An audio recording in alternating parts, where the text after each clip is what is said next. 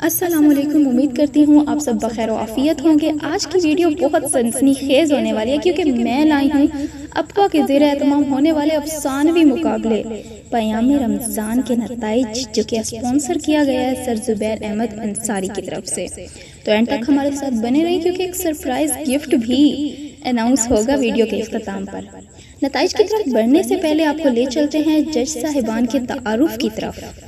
ہماری پہلی جج صاحبہ ہیں فاطمہ خان شیروانی، جو کسی تعارف کی محتاج نہیں۔ آپ کی اب تک 2 کتابیں شائع ہو چکی ہیں۔ آپ آل پاکستان رائٹرز ویلفیئر ایسوسی ایشن کی جنرل سیکرٹری ہیں اور اب تک آپ کے مختلف اخبارات اور رسائل میں بہت سے کالمز اور افسانے شائع ہو چکے ہیں۔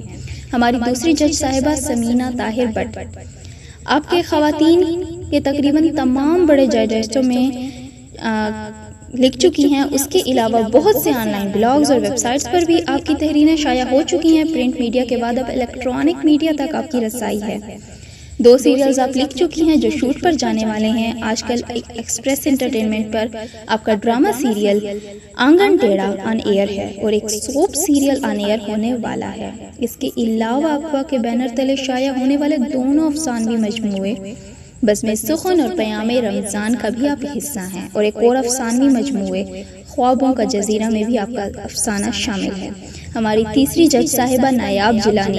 نایاب جیلانی کا نام خواتین ناول نگاروں میں کسی تعارف کا محتاج نہیں۔ آپ کی اب تک 16 کتابیں شائع ہو چکی ہیں۔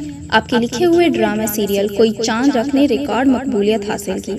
ان دنوں آپ کا ایک قسط وار ناول پاکیزہ ڈائجسٹ میں شائع ہو رہا ہے جو جلد کتابی شکل میں موجود ہوگا۔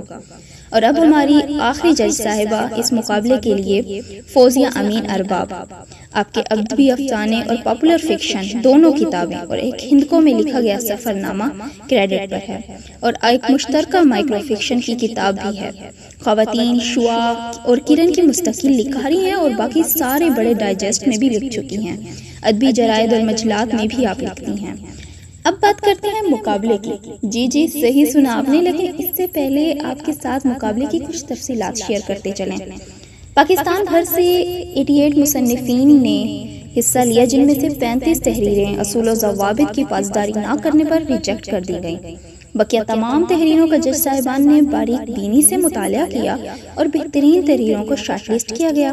جن مصنفین کی تحریریں شارٹ لسٹ ہوئی ہیں ان میں شامل ہیں ڈاکٹر نایاب ہاشمی، انم توصیف، آبرو اکرم آبی، بنت ایوب مریم، سہرش ریاض، زبیر معاویہ، سمرینہ علی، رابعہ فاطمہ، مناہل شاہ ماہی اور مریم شہزاد، اور آخر پہ وہ گھڑی جس کا یقیناً اپوا کے تمام قارئین اور مقابلے کے شرکاء کو بے صبری سے انتظار تھا۔ جی ہاں، صحیح سمجھے آپ، یعنی پہلی 3 پوزیشنز جن کو ملنے والے ہیں ایک خوبصورت انعامات۔ پہلی پوزیشن کو ملنے والا ہے ایک اینڈرائیڈ موبائل، اور تیسری اور دوسری پوزیشن کو ملنے والی ہیں اینڈرائیڈ واچز۔ تو تیسری پوزیشن حاصل کی ہے مریم شہزاد نے، اور دوسری پوزیشن کامیابی سے حاصل کی ہے انم توصیف نے۔